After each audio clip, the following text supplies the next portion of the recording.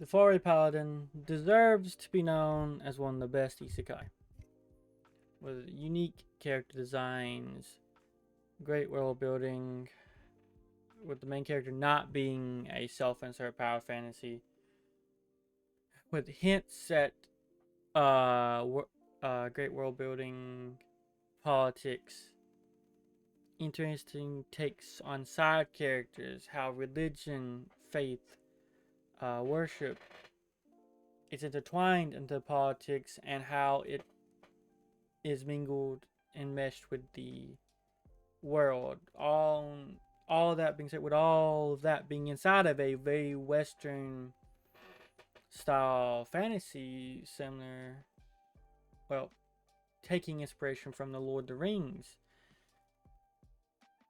it's a fantastic story with a few flaws that are a little bit glaring, but overall good. I want this to be something that recommends the show to you. I want you to watch the show. It deserves recognition, praises. It's up. It's probably in the top 5 of my favorite isekai. Uh, some of those including ReZero, Mushoku Tensei Josh Incarnation, Sentence of a Bookworm. Maybe it's top 4, maybe top 5. And I want to talk about as much as I can. So I don't want to just beat around the bush and tell you it's a great show without any details. So a good bit of this is going to be spoilers. But before that, let me tell you what I'm doing here. This is a series of videos I'm going to be doing to prepare for the upcoming season. The season's going to contain season 2s, 3s, and stuff like that. And some of those shows I've watched. Season 3 of Rising of the Shield Hero is coming out next season. But I've already seen season 1 and 2, so I'll definitely be covering it. I have not seen the Faraway Paladin before a few days ago. Season 2 comes out in a few months. So I wanted to be prepared to go through it. And so this is one of the videos I'll be doing. I just want to give you my overall thoughts on season 1. It's fantastic. The first 5 episodes are some of the best set of 5 episodes of any anime. It's touching. It gives a good origin story. It gives a good narrative. It has consequences. It has great fights. It gets you feeling and caring about the characters and the consequences of their actions. Fantastic 5 episodes. This show is recommended alone just on those 5 episodes. World building is greatly improved in episodes 6 through 10. They do a good job of the world building, introducing side characters, additional like main cast of characters, how the world functions, politics, religion. It does a good job. A little bit slow paced, but very good job. Episode 10, 11, 12 is all about the consequences of what's happened throughout the season, things to do. It's not as slow paced as 6 through 10, and that's to its advantage. It's much more about developing and like improving the relationships of the people he's met, the main character at least. It does a good job. I want to talk about the show more, so if you don't mind spoilers, stay tuned. If you do care about spoilers, and my recommendation to watch the show hasn't sold you enough, I'll go over it by episode. So as soon as it hooks you, nothing past the episode is gonna be spoiled for you. But you should absolutely watch the show. It's fantastic. Thank you. But for those that want to stick around and hear what I gotta say, at least about the first episode, okay. This is spoiler territory now. Episode 1 is very much just an introduction to the main cast, which is the. Let's go to visuals here. This is season 2, the Faraway Paladin. Oh wait.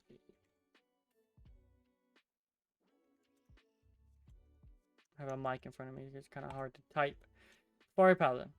The episode 1 is very much just about introducing you to the main cast. At least for the first 5 episodes. William G. Mayblood is the main character of the show. The protagonist. You meet who raised him, Mary, Blood, and Augustus. Mary's a mummy. Blood is a skeleton warrior. Augustus, or Gus, is a ghost. Blood and Mary are basically his parents. Mary's mother, Blood's father. William G. Mary Blood, or William, doesn't have a last name until episode 5, when they give him it. Will is very much he is a human. He's been reincarnated. It's an Isekai. He's been reincarnated, but he doesn't remember his past life. So he's been learning how to fight the world, about the world, and everything they can teach him. Magic, religion, stuff like that, all from them three. And they're like very skilled at what they do.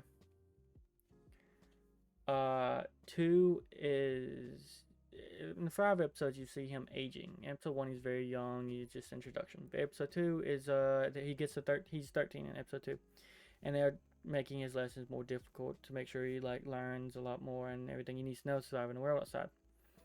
Episode 3 is Blood challenges him to a duel to see who's stronger, because he's about to be a grown-up, to see what he's learned, what he can do, like how well is he suited to be a fighter and stuff like that. 4 and 5 finally happen, and you're been connected and got attached to all these characters. His mother, his father, his grandfather. Mary, Blood, Gus, respectively. And you learn that, because the whole first 4 or 5 episodes is just a mystery of why is he there. They don't tell him. They say they'll tell him when he's older and stuff like that. And he learns that after the fight with Blood, they tell him what he really is. Not what he really is, but why he's there. The story of how they're undead. Because they were once warriors. They were once the strong a group that took down a demon king and sealed them underneath where they lived. The city of the undead. The city of the dead. And they weren't actually strong enough to take them down. They basically lost. But the god, or Eka, which is a power of a god coming down to help them seal away the demon king in that area, in exchange that they watch over the seal and become undead for as long as that. But when their commitment to the seal is gone, they'll be taken away to be fully the god stagnant, which is a evil god, quote unquote evil god. I very much think this is a very interesting take on it. And Will learns this, and he protects his family. He fights the god stagnant. He doesn't allow them just to take them, because they've lost their, Mary and Blood has lost their commitment to the seal, because they care more about Will by far. They're finally, they're not giving up, but they care about Will more than the seal by far, and so he's become an adult. So their commitment to him, and or more to the seal, is over. Because Will was brought there by demons to be a blood sacrifice to undo the seal, to help undo the seal when he was just a baby.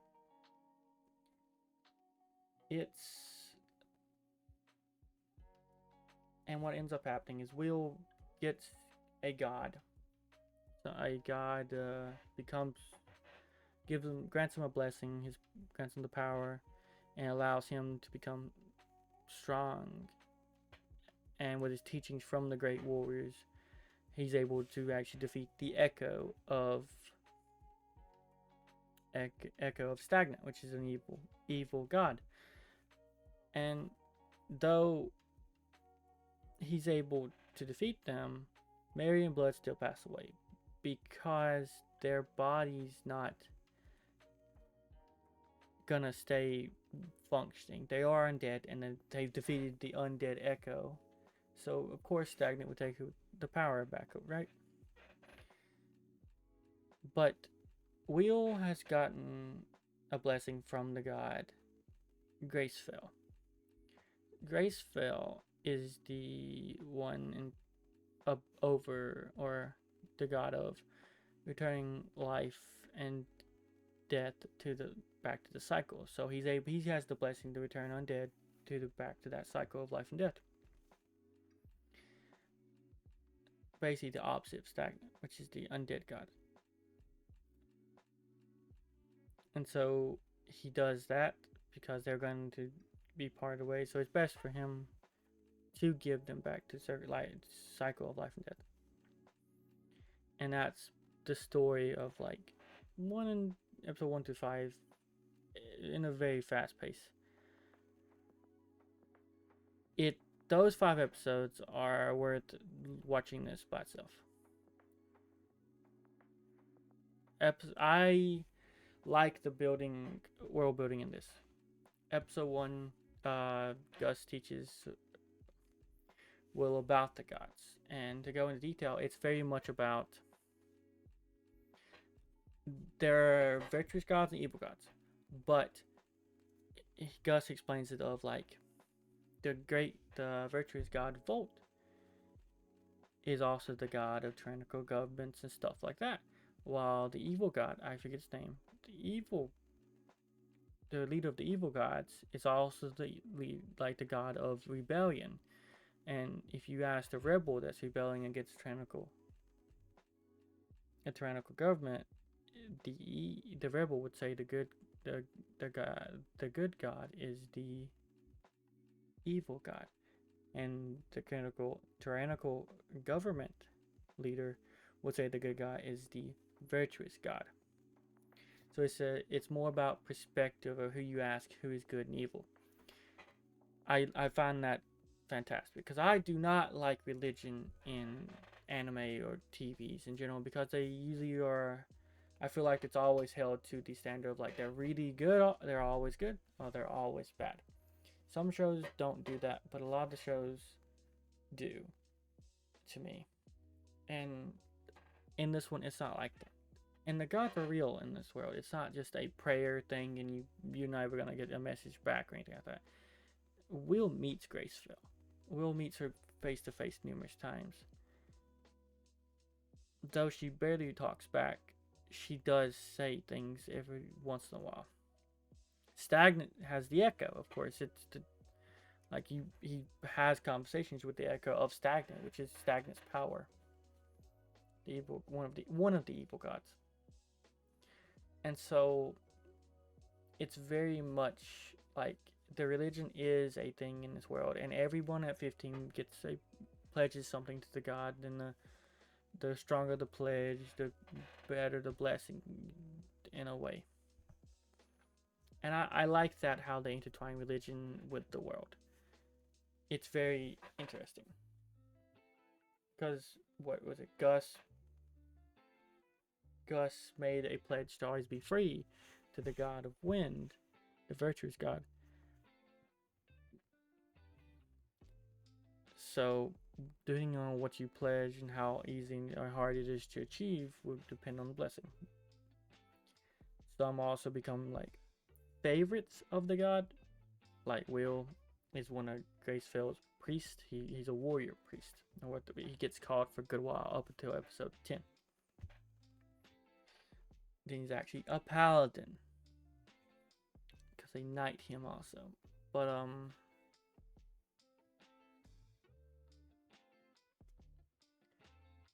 you learn that at the beginning because you don't really they teach you slowly about the world and stuff like that. It's like, but then they tell you at the end of it, it's like, this is all just because we're not able to leave this area.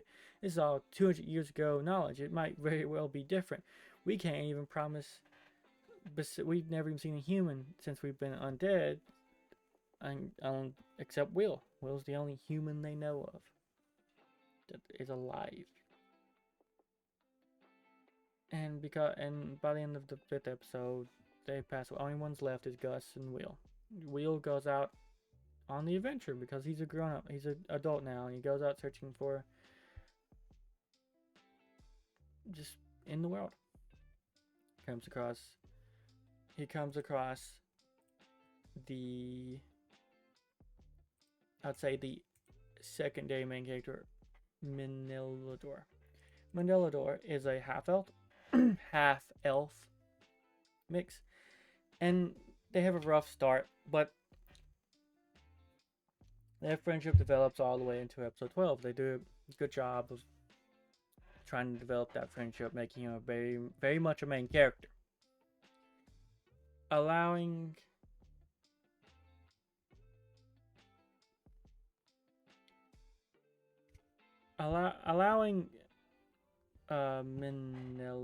Menelodor to become a secondary main character is a good dynamic for Will.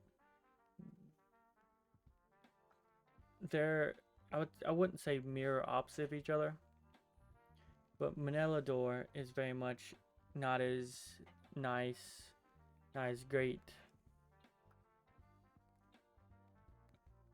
aka not as strong, as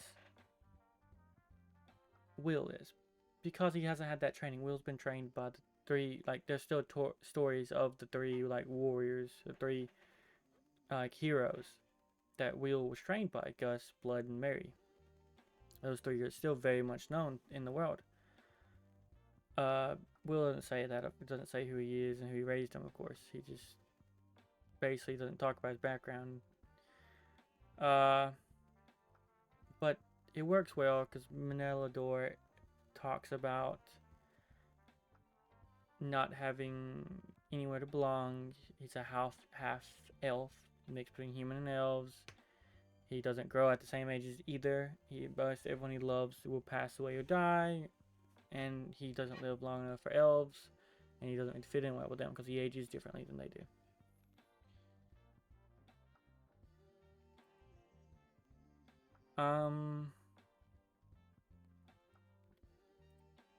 It's very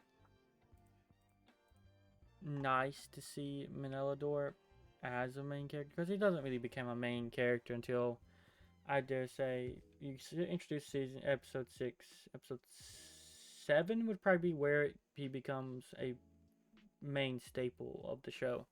Halfway through the season, the show is slower paced for sure, but they have great characters. Antonio is a merchant they come across. B is a halfling bard. Like, this is very much based in that fantasy, Western fantasy of like Lord of the Rings style. They get to a city called White Sails, which is the only city Will's ever been to, and it gets attacked by a wyvern. And Will and Manel, I'm just gonna say Manel because I shortened it down. They save the city from wyvern, mainly Will, and so the prince of that area, the prince, gets him basically a reward for saving the city and stuff like that, trying to take advantage of him. the bishop also, and you meet someone else interesting. The prince and the bishop are probably the most interesting people you'll meet in this area, in this like 2 episode span, 9 and 10, because the bishop is very much a what you feel as a very mean guy. He's not very nice to anyone. He calls people fools. He's kind of an asshole. I'm just gonna lay it out there for you. But the more and more he talks to Will, Will recognizes, and he even tells Will after Will gets offered to be a paladin because the prince wants to knight him, but he's a priest that belongs to the church. And he's like, I go in there, and like he's like, you don't have to do this. You probably shouldn't. You're like you don't have enough experience to do this well, I believe. And he's like, and he talks to Will about I don't. Like he basically uses his power, his influence, everything to help the people in the world, in the area there, because that's a new area. That's as far as humanity's actually gone south. Like the closest thing is a couple villages that he passed through to get here. That's being harmed by demons. And him and that's how he meets Manel, Antonio, and B to help them and stuff like that. With that, the bishop used bribery, things that are bad, and he's like, I don't use my blessing around people because I don't want. He says the blessings to help the god gain followers and to like reflect on them properly. Why I'm not going to use my blessing in front of people when that's wouldn't reflect well on my god. He's like, I let the vice bishop be the nice guy, the head, basically the face of the church, to do what is needed, while he uses his influence in the back to help those in the church, to help people in the city survive, help trade happen, stuff like that. And to keep the prince from taking advantage of people. The prince seems like a nicer guy, but he is out for himself. Same as kind of like the bishop. He does help people. The bishop isn't really, the prince isn't really in charge of the bishop. The bishop is part of the church. He's in charge of the church in that area. And so they're very much at odds, you can see, but they seem like they get along well enough. And so at the end of that, Will becomes a paladin. And he asks for permission to hire mercenaries and assemble like an army not an army, but more like a little group of mercenaries just to carry supplies, cargo, and everything down there, and to get rid of the demon like beast, who they see as a threat to these villages around there. There's like 2, 3. There's a few, but like he does that because there are people down there, and his pledge to the goddess Gracefield is to turn like people to the cycle of life and death, where there is light, there is darkness.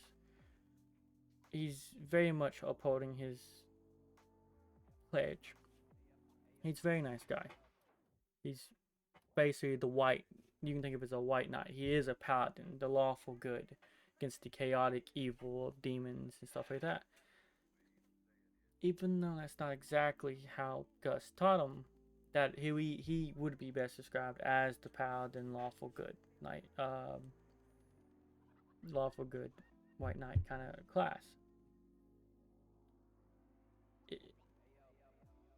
And so we meet another mainstay character, I'd say, in episode 10, Reister. He's not a main character, just a mainstay of the cast. He'll probably be important in the upcoming season. But Restov, something like that. Rey, him. Restov is a mercenary, and he's helping them. He's part of a mercenary group, and they're helping him take down the demons for glory. Very little change, stuff like that. Motivation. He's very skilled. So you meet him in episode 10. And so episode 11 and 12 is about taking down the demon, and Will experiences basically his first loss against demons. And he almost gets Minel killed, he thinks, and him and Minel basically become closer friends, and then they go on to defeat the demons and the demon beast and all that stuff. And then there's a corrupt, like an actual higher level demon that's corrupting people around there. Like it's a chimera in charge, and they take that down. And by the time they get to defeat the boss, demon boss, the rest of has defeated it, and that's the end of the season. It does a good. I know it sounds more boring, and I know it sounds like it's not much to go through. It is a slower paced show, but it does a good job of getting you to connect with the characters, telling you the arcs, letting you live in the world. It lets you breathe enough to live in the world and connect to all these people and see that they're not just carbon copies of other people. Will has flaws. He's not a self-insert badass in the show. He's strong because he is taught by his three great, like, warriors or three great heroes of the past. Because how he's raised, but he lacks knowledge of the outside world, experience in battle. He lacks social interaction skills. He very much is not perfect. Minel, it doesn't trust people. It's very hard to get him to open up to others. Tonio is only out for money. B does just make songs of others. Ristov is very secretive about who he is. Gus is all about money. Mary is like Blood does hold a lot of secrets. Mary's not a lot of secrets. Gus literally almost tries to kill Will to keep Mary and Blood from being taken by the god Stagnant. It's very much a not carbon copies. They're very much their own characters. They're not just one note things.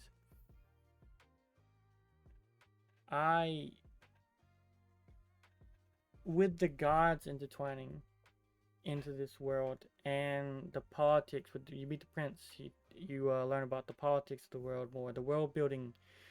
It does a good job of making it feel like a lived in place, while also not forcing you into it or making it too focus on one aspect to find it boring. Excuse me. It deserves to be watched and talked about because of these things. At the end of the season, they do this. Well, Will becomes the lord of the area, of the, like south of the White Sail City, lord of the area, to like because he has established the trade routes, the sell disputes and stuff like that. Mediated everything that he could. Basically hired a little personal army, mercenaries, to protect the area. He's the lord of that area. Without even realizing, he's basically become the lord of that area. So with that, that's what it kind of leads in him to him doing. Do I think it's actually going to be like that? No, but I think he's going to have a title. That fits well. And I think it does a great job of building of these characters. Building the world. I think season 2 is going to have a great starting off point. I think it's going to have a great time. It's changing studios, yes, but it could still be a great thing. I think the animation is slightly lacking at moments in the show, but at the first 5 episodes is perfect. I noticed there's actually CGI once in it. I think 6 to 10 is a good. There's no great animation. There's no bad animation. There's nothing bad in the show to me. It's just not. Some moments are fantastic and some are a little lackluster. I think it's perfectly okay. I want to give a shout out to the directors, of course. Stuff. There we go. Original story, director. Original story is Kana. I apologize for any mispronunciations. Kana Yana Gino. I feel like I got nothing right there. But he was the original creator of Faraway Paladin, and of course season 2 of Faraway Paladin. There's a light novel and a manga out about it.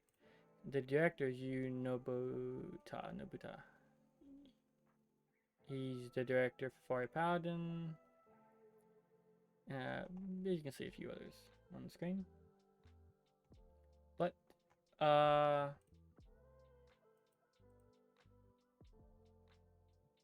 it's ranked 92, highest rated 2021, 55 most popular 2021, and it's a good show by far. It deserves more praise. It's one of the best isekai I've watched because of all these details. Because of it, it is slow paced. That is the drawback to it. And I believe the only slow paced part is through 6 through 10. You could have probably done that in about three episodes, maybe 2 if you rushed a little bit. But I think the room to breathe is what you like about the show. I think the room to breathe and get to know these characters is what matters. It's not slow to the point of being boring. It's slow to the point where you don't feel like much happens until later parts of the season, which is kind of true because it's like miniature arcs. Like episode 1 through 5 itself, he doesn't start on his journey until episode 6 or end of episode 5. But things happen. It's not boring. He fights an echo of a evil god. He's very much doing things. But to say the adventure doesn't start till episode 6 is very true. You don't even meet the secondary main character, Minel, until episode 6. So I get why people might think it's a little bit slow for him, but I don't find it to be a real problem, especially season 2 coming out. There'll be enough content where it doesn't really affect it in that way. Being 12 episodes long, you feel like, can we get through this a little bit? Can I get more of this?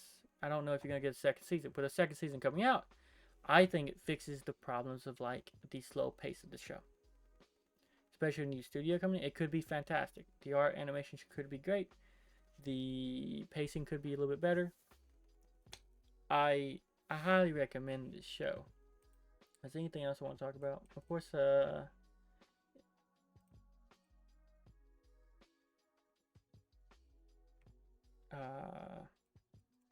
talked about the characters.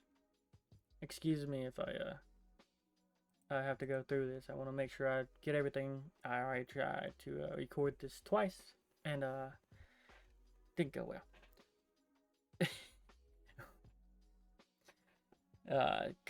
Copyright strikes for music in the background that I forgot I was playing earlier, or the wrong music, and mic was muted halfway through that one. So fantastic. But if everything's going well, this should be good. We talked about the characters, then William G. Maryblood. He's even, to me, he even sticks out more than like a normal protagonist. He's not self-insert like escapism. He has his own personality, his own character. It's very nice.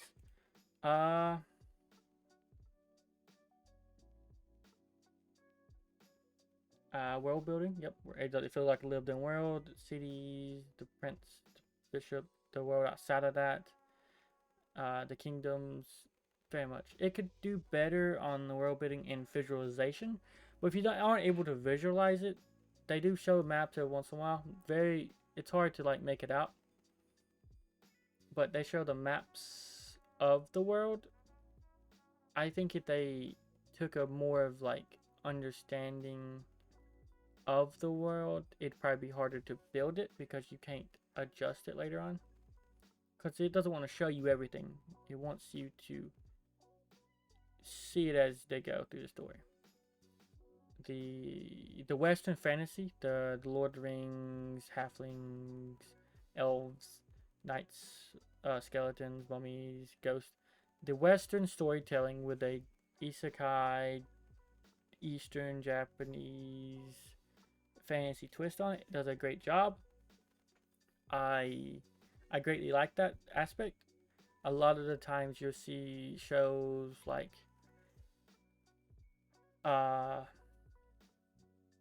don't get me wrong, Mushoku Tensei is a mix between both, but you can heavily tell the Isekai. In this show, he doesn't even remember his last life that well. It's very blurry memories. He doesn't know much about it. He just know he has been reincarnated, which is, I appreciate that because I like the fantasy aspect of it. I honestly, you could probably say this is a shoehorned in Isekai part of it, but we'll see. They haven't really done anything to it, and it very ever draws back to his past. But I think it does a good job using it at moments and not overusing that little aspect of the story. Because I don't want a flashback every 3 episodes to him in his past life. I want him to live in this world now, and he does. You hardly ever see him talk. Like, he probably does it 3-4 times throughout the whole show to me that I can distinctly remember right now. Towards the end, a couple times at the beginning, and once in the middle. And I understand why it does that when it does. It's a very niche moment, and it's very much you understand his feelings better when he does that. I like to take on the church and gods. Usually I don't like that. Yep. But they do a good job of that. Politics. Okay. Interesting side characters. I think that's everything I want to talk about.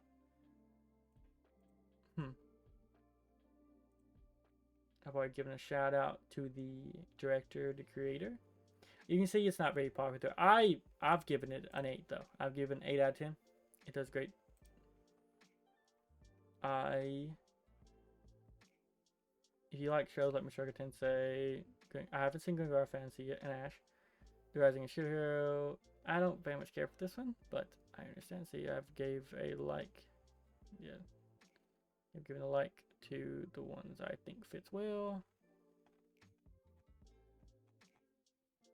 You should absolutely watch it. It's worth the time. It's one of the best isekai in my opinion. Top 5, along with Mushoku Tensei, ReZero, Sense of Bookworm.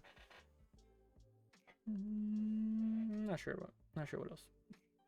Got plenty out there. Just don't know if I could say it's my top 5. But thank you for watching. I appreciate your time. Like, comment, subscribe. Tell me if I'm wrong. Tell me if I'm right. Tell me what you think. Have a good day.